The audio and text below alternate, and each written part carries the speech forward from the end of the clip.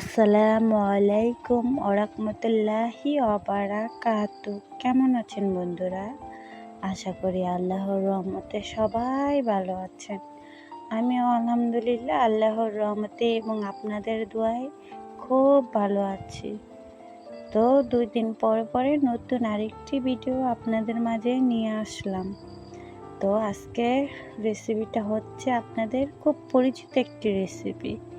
তো আপনারা হয়তো বা আম দেখে বুঝতে পারতেছেন যে আজকে আমের কিছু একটা রেসিপি তৈরি করে দেখাবো। হ্যাঁ বন্ধুরা, আজকে আমি আমসত্ত্বা রেসিপি তৈরি করে দেখাবো।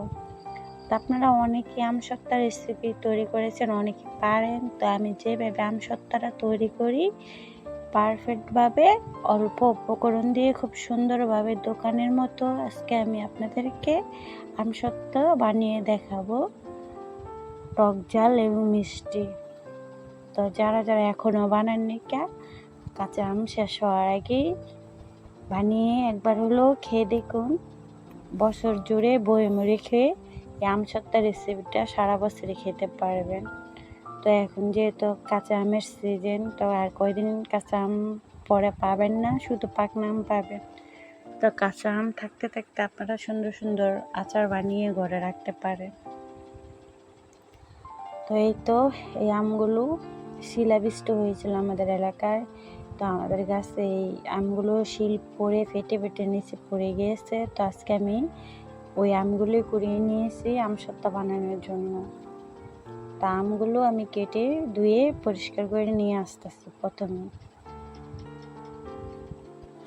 তো বন্ধুরা, আমি আমগুলো ভালো করে ধুয়ে পরিষ্কার করে নিয়ে রাইস কুকারে একটু পানি দিয়ে লবণ দিয়ে ভালো করে সিদ্ধ করে নিয়েছি। তো আমার আমগুলো ভালোভাবে আমার সিদ্ধ হয়ে গেছে। তো আমি এবার আমগুলো এই একটা ছাঁকনির সাহায্যে ভালো করে সেঁকে নেব। যেভাবে তালের তালগুলো আপনারা যেভাবে ছাঁকেন ছাঁকনির মাধ্যমে, আমগুলো ওইভাবেই একটা চালনি নিয়েছি। চালনির সাহায্যে আমরা সেঁকে নেব, যাতে আমের এক্সট্রা ময়লাগুলো আছে যাতে উপরে উঠে যায়, মানে আমের আইসগুলো ভরার। তো আমটার কোনো রকম যাতে একটু আইস না থাকে আমসত্ত্বটা বানানোর সময় অবশ্যই খেয়াল রাখবেন, নয়তো আমসত্ত্বটা সুন্দর হবে না। আইসগুলো থাকার অবস্থায় আমসত্ত্বটা একটু সুন্দর হবে না। তো আপনারা এইভাবে সেঁকে আমগুলো যদি আমসত্ত্বা বানান তাহলে আমসত্ত্বাটা অনেক সুন্দর হবে। তা আমি একটা চালনির সাহায্যে আমগুলো ভালো করে সেঁকে নিতেছি যাতে ময়লাগুলো উপরে উঠে যায়।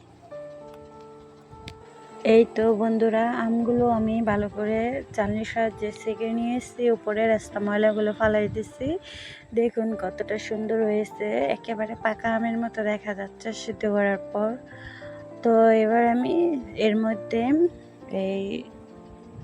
কী উপকরণ দেব তা আপনাদেরকে বলে দিতেছি। তো আমি প্রথমে একটু হলুদের গুঁড়ো, হলুদের ফাঁকি, তারপরে একটু বেশি করে মরিচের ফাঁকি, একটু যাতে জাল হয়, আপনারা যেরকম জাল যে খান ওই পরিমাণ জাল দিবেন। তো তারপরে একটু জিরার ফাঁকি, তারপরে পাঁচফোড়নের গুঁড়ো।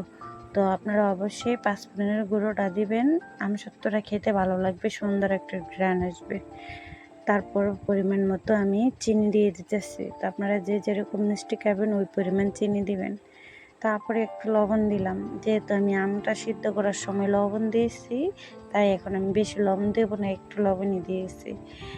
তো তারপরে সবগুলো আমি একসাথে মিক্স করে নিতেছি একটি চামচের সাহায্যে। তো মিক্স করা হয়ে গেলে আমি চুলায় বসিয়ে দিয়ে জাল করে কিছুক্ষণ আমসত্ত্বার ব্যাটারটা তৈরি করে নেব।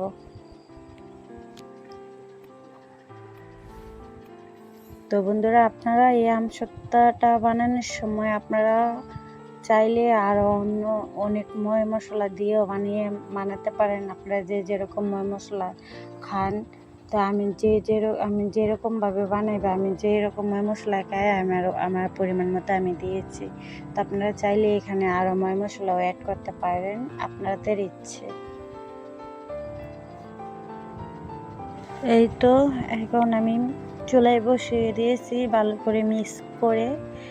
তো আপনারা অবশ্যই চুলায় বসানোর আগে আগে চামিচের সাহায্যে মিক্স করে নেবেন, তারপরে চুলায় বসিয়ে দিয়ে তারপরে আমসত্ত্বটা জাল দিবেন, নয়তো ময় মশলা দলা পেকে যাবে। তো এই তো আমি জাল দিতেছি। তো বন্ধুরা আপনারা লাড়ার মধ্যে থাকবেন, নয়তো হয়তো বা নিচে লেগে যেতে পারে, লাড়ার মধ্যে থাকবেন যাতে পুড়ে না যায়। আর চুলার আঁচটা বাড়িয়ে জাল দিবেন না, বাড়িয়ে জাল দিলে পুড়ে যাবে, আমসত্ত্বটা ভালো হবে না। তো বন্ধুরা যারা যারা আমার ভিডিও দেখতেছেন, ভিডিও দেখতে দেখতে যদি লাইক দিতে ভুলে যান, অবশ্যই একটা লাইক দিয়ে যাবেন প্লিজ। আপনাদের একটি লাইকের কারণে আমার ভিডিওটা শেয়ার হতে পারে। তো যারা যারা এই কাজটি করেছেন তাদেরকে অসংখ্য অসংখ্য ধন্যবাদ। তাদের প্রতি দোয়া এবং ভালোবাসা সবসময় থাকবে। তো বন্ধুরা এই তো আমি জাল দিতে দিতে অনেকটা শুকিয়ে নিয়েছি, এই তো অনেকটা শুকিয়ে গেছে। তো আপনারা আমসত্ত্বটা মানে জাল করা হয়েছে কিভাবে বুঝবেন এই যে এরকমভাবে এই খুরসনের সাহায্যে বা চামচের সাহায্যে উপরের থেকে নিচে এভাবে ফেলবেন। যদি আস্তে আস্তে পড়ে তো তাহলে মনে করবেন যে আমসত্ত্বর ব্যাটারটা হয়ে গেছে বা রেডি হয়ে গেছে। আর যদি একেবারে পড়ে যায় তাহলে মনে করবেন যে পানি আছে, তা আরও কিছুক্ষণ জাল দিতে হবে।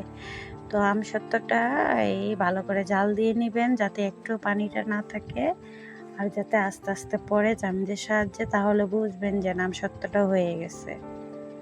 তো এই তো আমার আমসত্ত্বটা হয়ে গেছে, আস্তে আস্তে পড়তেছে খুসুনের থেকে। তো পানিটা একেবারে নেই, শুকিয়ে আমি নিয়েছি। তো আপনারা অবশ্যই একটু লবণ মানে চেখে দেখবেন যাতে লবণটা ঠিক আছে কিনা। আমসত্ত্বটা মানে বানানোর সময় লবণ কম হলে আমসত্ত্বটা খেতে ভালো লাগবে না। আমসত্ত্বর ব্যাটারটা তৈরি করা হয়ে গেছে। তো এবার আমি একটি থালের মধ্যে কিছুটা সয়াবিন তেল মানে মাখিয়ে নিয়েছি আমসত্ত্বটা শুকানোর জন্য।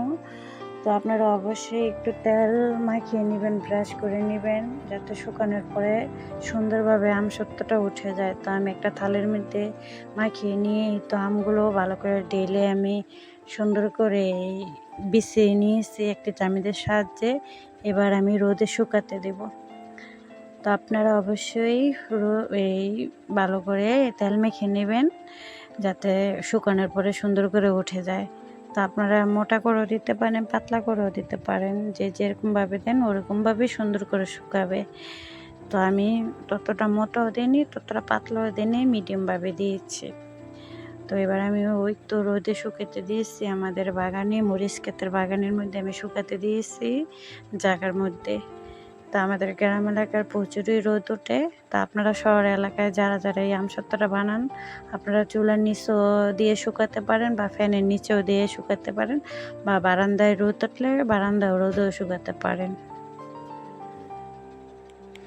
এই তো শুকানো হয়ে গেছে আমসত্ত্বটা, দেখুন কি সুন্দর করে উঠে গেছে। আমি একটি ছুরির সাহায্যে উঠায় নিয়েছি, যেহেতু এক হাতে ভিডিও করতে হয় তো আরেক হাত দিয়ে তো কাটা যায় না। তো আমি এই তো ছুরি নিয়েছি, ভালো করে সাইজ মতো কেটে আপনাদের মাঝে নিয়ে আসতেছি। এই তো বন্ধুরা আমসত্ত্বটা আমি ভালো করে কেটে সাইজ মতো করে নিয়ে এসেছি। তো আমার পছন্দ মতো আমি কেটে নিয়েছি, আপনাদের পছন্দ মতো আপনারা কেটে ভালো করে বয়মের ভিতরে রেখে সারা বছর খেতে পারেন। তবে মাঝে মাঝে একটু রোদে দেবেন, একেবারে নষ্ট হবে না যদি একটু একটু রোদ পান। তো মাশাআল্লাহ অনেকটাই সুন্দর হয়েছে, কালারটাও খুব সুন্দর এসেছে। তো অনেক গ্রাম এলাকায় দেখা যায়, আপনাদের শহর এলাকায় দেখা যায় কিনা জানি না, চাচারা মাথায় বিক্রি করে এরকম আমসত্ত্ব, ওরকমভাবেই ঠিক ওরকমই হয়েছে বন্ধুরা। তো আমাদের বাসায় সবাই বলতেছে, আমার মুখের কথা নেই এটা বন্ধুরা, তো আমি বানাইছি থেকে আমি প্রশংসা করতেছি না, তো বাসায় সবাই বলতেছে দোকানের মতো হয়েছে মাশাআল্লাহ।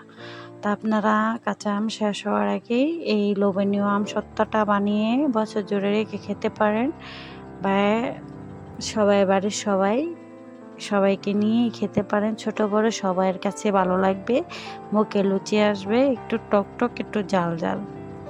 তো বন্ধুরা আজ এই পর্যন্তই। সবাই ভালো থাকবেন, সবাই সুস্থ থাকবেন, সবাই সবার পাশে থাকবেন, সবাই সবার জন্য দোয়া করবেন। আগামী ভিডিওতে দেখা হবে এই প্রত্যাশায় বিদায় নিতেছি। আসসালামু আলাইকুম ওয়া রাহমাতুল্লাহি ওয়া বারাকাতুহু। আল্লাহ হাফেজ বন্ধুরা।